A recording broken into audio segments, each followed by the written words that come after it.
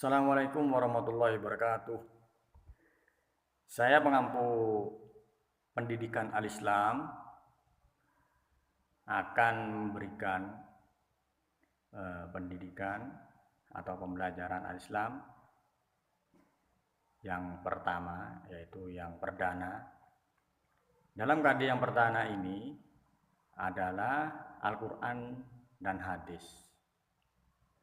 Al-Quran dan hadis di sini membahas sikap rendah hati, hemat, dan hidup sederhana. Sikap rendah hati, hemat, dan hidup sederhana itu terinspirasi dari Al-Quran surat Al-Furqan. Surat Al-Furqan itu surat yang ke-25 ayat 63. Saya bacakan. A'udzubillahi minasyaitonirrajim. Bismillahirrahmanirrahim. Wa ibadur rahmanil ladzina yamshuna 'alal ardi haunan wa idza khatabahumul jahiluna qalu salama.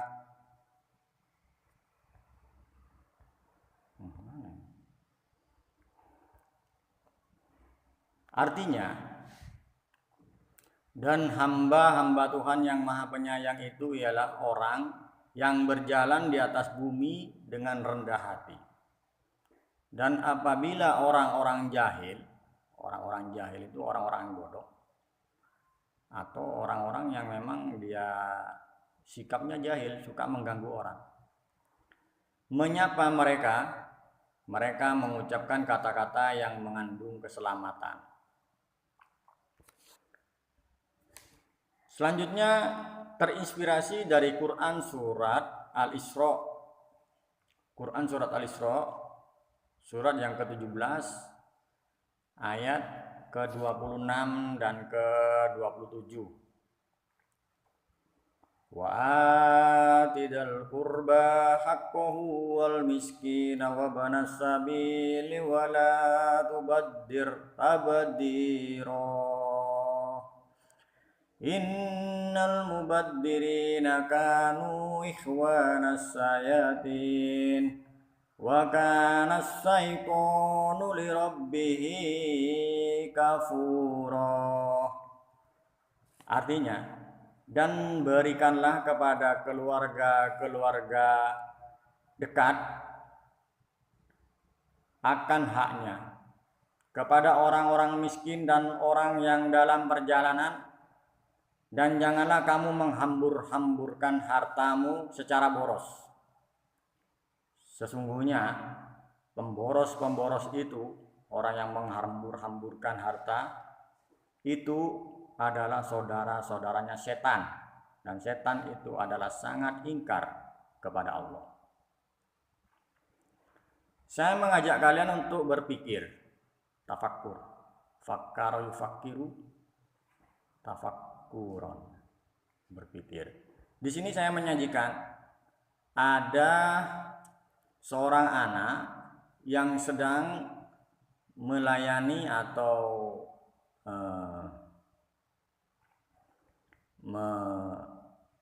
melayani orang tuanya, yang mana orang tuanya tadi itu sedang dirawat di rumah sakit, dalam perawatan dalam rumah sakit. Dan yang lain ini ada orang tua yang juga dirawat oleh para medis, dan mungkin dia sakaratul maut atau mungkin dia sedang mengalami satu peristiwa yang akan mengakibatkan kepada kematian. Yang gambar yang ketiga adalah gambar mayit yang sudah dibungkus menjadi pocong, yang dikelilingi oleh sanak atau familinya yang mungkin akan diberangkatkan ke liang lahat. saya mengajak berpikir kalian untuk dalam keadaan seperti itu, apa yang akan kalian lakukan? Misalnya, dalam keadaan seperti itu, dalam keadaan orang tua misalnya sakit, apa yang kalian lakukan? Atau gambar yang kedua, dalam keadaan orang tua kalian mengalami sakaratul maut, apa yang akan kalian lakukan? Atau gambar yang ketiga, dalam keadaan orang tua kalian meninggal, apa yang akan kalian lakukan? Selanjutnya, saya mengajak tafakkur. Tafakkur ini merenung. Tawadhu atau rendah hati merupakan sikap yang timbul karena melihat dan terbukanya sifat-sifat Allah. Jadi artinya tawadhu itu merupakan sikap yang timbul karena melihat dan terbukanya sifat-sifat Allah. Rendah hati berarti tidak menilai dirinya lebih baik dari orang lain, sehingga gai dan ucapan hormat kepada orang lain. Rendah hati ini adalah sebuah sifat yang mulia, tidak menilai dirinya lebih hebat atau lebih jago dari orang lain. Dalam perilaku keseharian, tawadhu adalah memelihara pergaulan dan hubungan dengan sesama manusia tanpa perasaan kelebihan diri dari orang lain, serta tidak merendahkan orang lain dengan cara memberikan setiap hak pada yang mempunyainya, dan tidak meninggikan diri dari derajat yang sewajarnya, tidak menurunkan pandangan terhadap orang lain dari tingkatannya. Maksudnya dalam hal ini tidak berlaku terlalu merendahkan diri kepada sesama manusia, namun juga tidak merasa dirinya lebih tinggi atau lebih hebat dari pada manusia. Ketahuilah bahwa sikap rendah hati, bukan rendah diri, tapi rendah hati, menyebabkan seseorang memperoleh ketinggian dan kemuliaan. Dia akan disenangi dan disegani, dihormati dalam pergaulannya. Nah, ini saya punya tugas untuk kalian ya. Kelas 8. Tugas untuk mengartikan perlafaz. Saya kasih contoh. Ini tugas latihan ya. Wa ibadur rahman, apa artinya? Alladzina yamshuna 'alal ard, apa artinya? Haunan, apa artinya? Wa idza khatabahumul jahilun, apa artinya? Qalu salama. Jadi ditulis wa ibadur rahman di ayat yang pertama, terus artinya ayatnya ditulis alladzina yamshuna, nomor 2 artinya, terus alal ardi khaunan, nomor 3 diartikan wa idza khatabahum, nomor 4, terus al jahiluna, nomor 5, qalu salama, nomor 6. Ya. Selanjutnya saya mengajak kamu ini setelah surat Al-Furqan ya. Terus dilanjutkan dengan surat Al-Isra, diartikan juga secara perlafaz. Jadi surat Al-Isra ayat 26 dan ayat 27 juga diartikan secara perlafaz. Setelah mengartikan, kita belajar untuk memahami ilmu tajwid. Kalian tulis di situ ayatnya wa ibadur rahman. Wa ibadur rahman.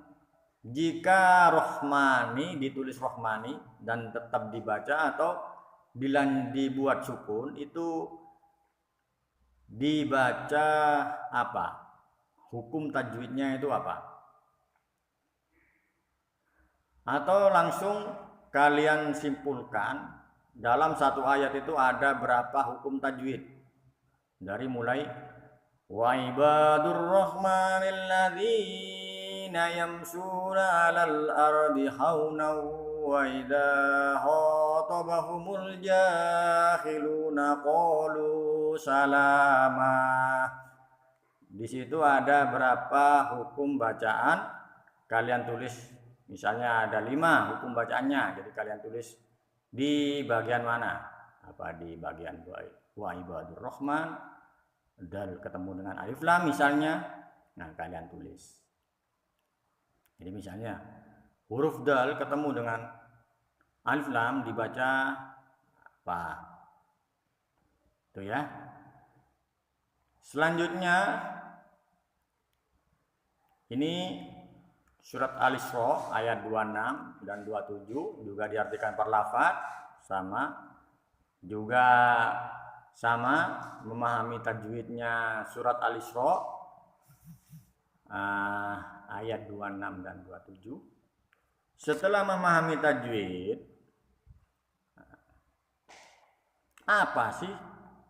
Apakah kalian penasaran dengan tajwid? Apa sih tajwid itu? Tajwid adalah grammar Al-Quran atau ilmu yang membahas tentang ketentuan dalam membaca dan bacaan Al-Quran. Dalam ilmu tajwid itu diatur atau ada ahkamul huruf, ada makhorijul huruf,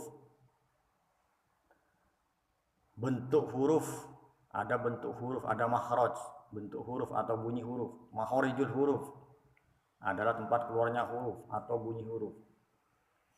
Dan itu semuanya ada di ilmu tajwid.